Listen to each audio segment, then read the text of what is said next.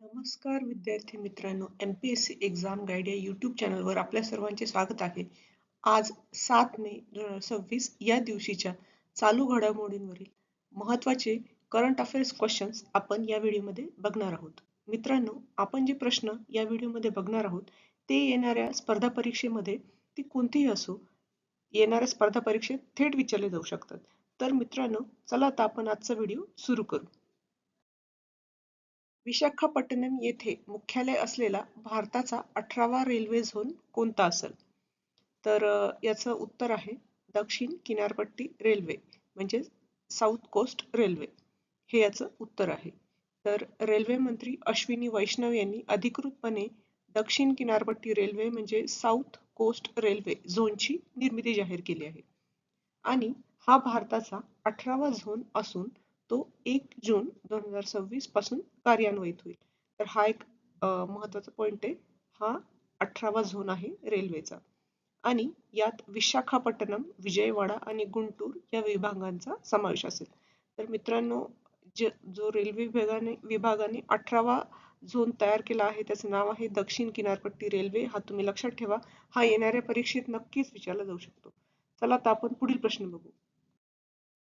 2026 चा प्रतिष्ठित पुलित्झर पुरस्कार खालीलपैकी कोणत्या भारतीय पत्रकारांना मिळाला आहे?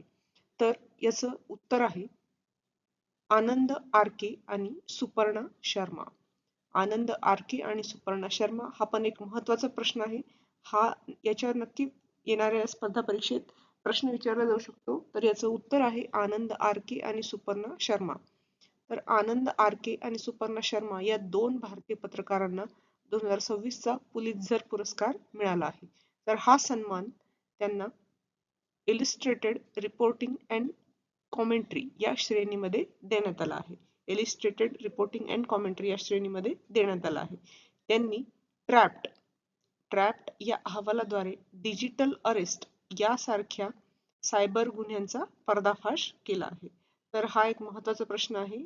यावर नक्की येणाऱ्या परीक्षेत प्रश्न विचारला जाऊ शकतो. चला आता आपण पुढील प्रश्न बघू. मे 2026 मध्ये कोणत्या ठिकाणी जगातील सर्वात मोठा पाण्याखालील राष्ट्रध्वज म्हणजेच अंडर वॉटर फ्लॅग फडकवून गिनीज वर्ल्ड रेकॉर्ड करण्यात आला आहे? तर याचं उत्तर आहे अंदमान आणि निकोबार. अंदमान आणि निकोबार हे याचं उत्तर आहे. तर अंदमान निकोबार बेटावरील हॅव्हलॉक बेटाजवळ म्हणजे स्वराज्य द्वीप जवळ हा गिनीज वर्ल्ड रेकॉर्ड करण्यात आला आहे.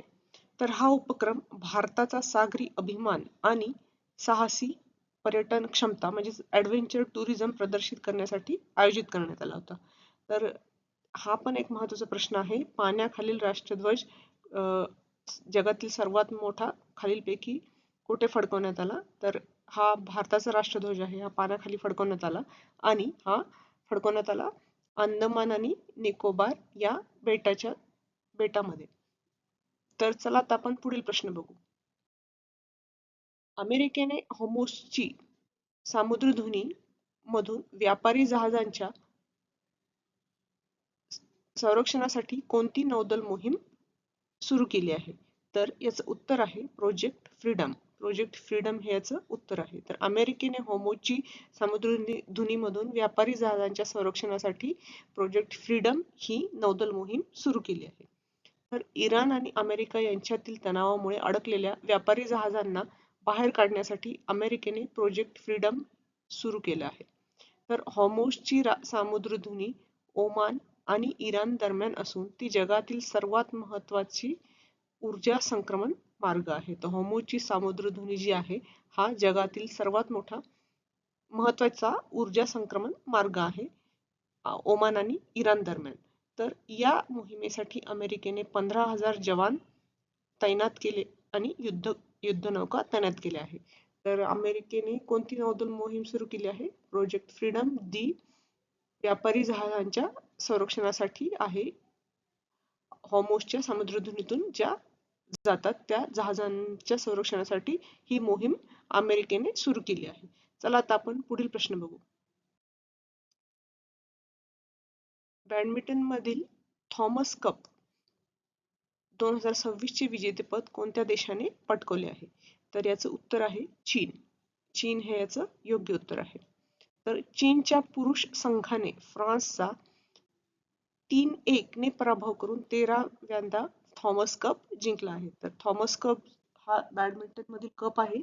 हा चीनने जिंकला आहे आणि भारताच्या पुरुष संघाने यामध्ये कांस्य पदक मिळवले आहे. तर हा पण एक महत्त्वाचा प्रश्न ठरू शकतो की भारताने थॉमस कप मध्ये 2026 मध्ये कांस्य पदक मिळवले आहे. तर दक्षिण कोरियाच्या महिला संघाने चीनला हरवून उबर कप जिंकला आहे. तर उबर कप जो आहे हा पण बॅडमिंटनचाच कप आहे जो महिला खेळतात. तर दक्षिण कोरियाच्या महिला संघाने हा उबर कप जिंकला आहे आणि थॉमस कप हा जो जिंकला आहे तो देश आहे चीन. चला आता आपण पुढील प्रश्न बघू. नुकतेच निधन झालेले अलेक्स झानार्डी कोणत्या क्षेत्रातील दिग्गज खेळाडू होते? अलेक्स झानार्डी हे कोणत्या क्षेत्रातील दिग्गज खेळाडू होते? तर याचं उत्तर आहे फॉर्म्युला 1 आणि पॅराऑलिम्पिक. फॉर्म्युला 1 आणि पॅराऑलिम्पिक.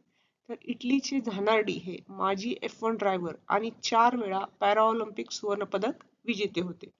अपघातात दोन्ही पाय गमावल्यानंतरही त्यांनी पॅराऑलिम्पिक मध्ये ही ऐतिहासिक कामगिरी केली होती.